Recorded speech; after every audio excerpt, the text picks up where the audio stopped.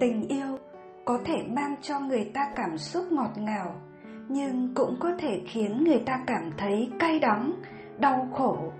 Trên đời này, không phải ai cũng có được một tình yêu trọn vẹn.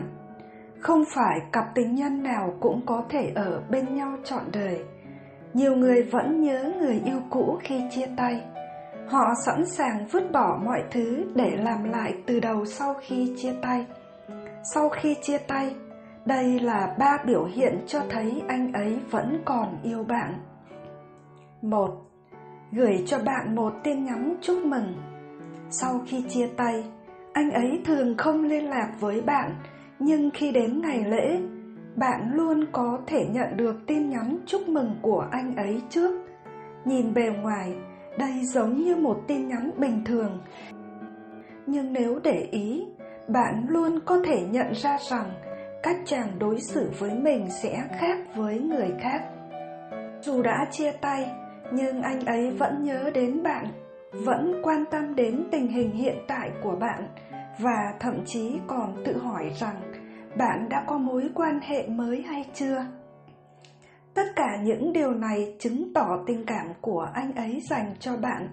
Anh ấy đang chờ đợi bạn thay đổi suy nghĩ và bắt đầu lại. Nếu chàng thực sự không để ý đến bạn, chàng sẽ không hề quan tâm hay liên lạc với bạn và chặn mọi thông tin về bạn. Dù đã chia tay nhau, nhưng anh ấy vẫn chú ý đến từng cử chỉ, lời nói của bạn. Chàng sẽ cảm thấy rất căng thẳng và lo lắng khi ở xung quanh bạn có những vệ tinh. Mặc dù cả hai giờ đã không còn là của nhau, nhưng anh ấy vẫn ghen tuông vô cớ.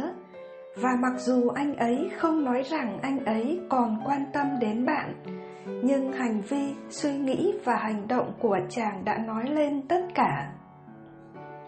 Chàng vẫn sẽ quan tâm, theo dõi bạn và hỏi thăm những người bạn chung về tình hình hiện tại của bạn.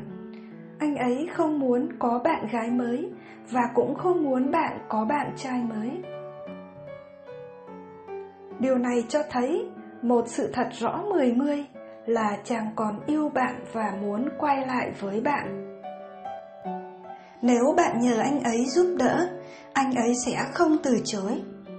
Khi bạn gặp khó khăn trong công việc và không biết phải giải quyết như thế nào, bạn nghĩ rằng anh ấy có thể giúp bạn và bạn đã nhờ chàng giúp đỡ. Lúc này, chàng sẽ không từ chối mà sẵn sàng dành thời gian để giúp đỡ bạn. Mặc dù ngoài mặt bạn không liên quan gì đến anh ấy, nhưng anh ấy vẫn sẽ quan tâm đến bạn và không đành lòng đứng nhìn bạn gặp khó khăn. Sau khi chia xa, khi bạn gặp khó khăn, anh ấy sẽ giúp bạn vượt qua khó khăn mà không ngại ngần. Điều này chứng tỏ chàng vẫn dành tình cảm sâu sắc cho bạn, muốn là chỗ dựa của bạn. Tình yêu luôn khác với những gì bạn nghĩ. Đôi khi bạn cho rằng nếu hai người không thể đi tiếp thì chia tay có lẽ là sự lựa chọn tốt nhất. Tuy nhiên, khi chia tay, bạn cũng nên lắng nghe cảm xúc trong trái tim mình.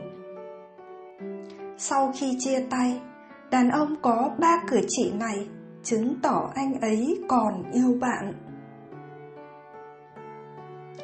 Sau chia tay, nếu vẫn còn yêu thương và nhung nhớ người cũ, đàn ông sẽ có những cử chỉ nhất định. Có một số người đàn ông, họ còn tình cảm đặc biệt dành cho người cũ. Tuy nhiên, có thể họ không thể hiện rõ trước mặt người khác, nhưng có thể mối quan tâm vẫn còn ở đó. Câu chuyện tình yêu. Tâm sự. Tôi 19 tuổi, còn anh 24 tuổi. Anh ấy là mối tình đầu của tôi. Chúng tôi đã ở bên nhau được 2 năm và tôi rất yêu anh ấy. Một ngày, anh ấy nói với tôi rằng anh không muốn hẹn hò với em nữa.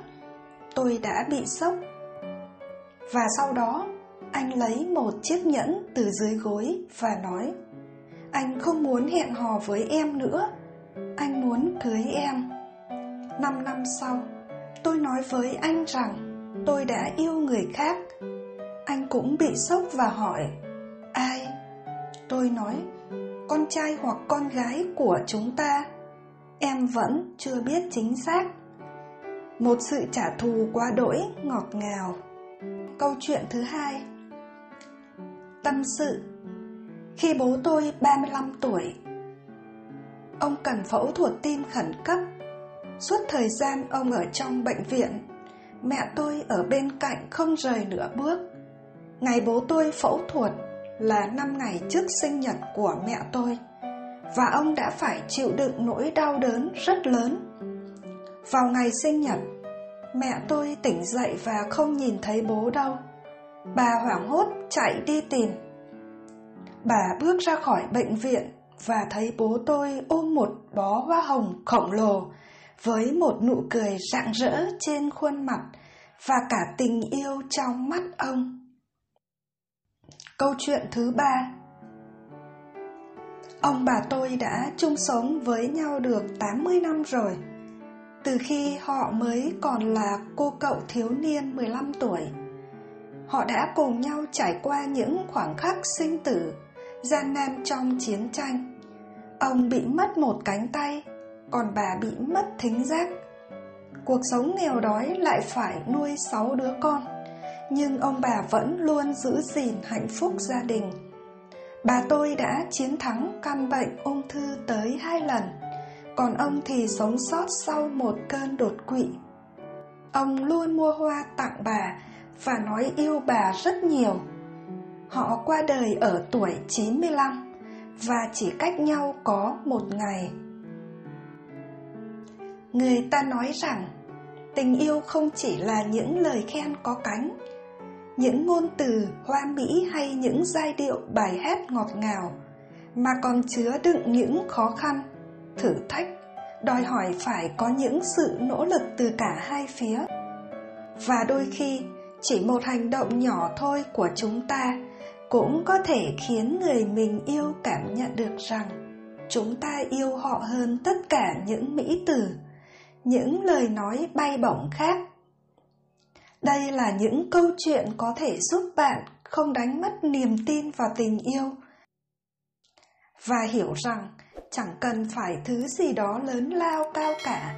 Mình yêu nhau bình yên, giản dị như thế này thôi.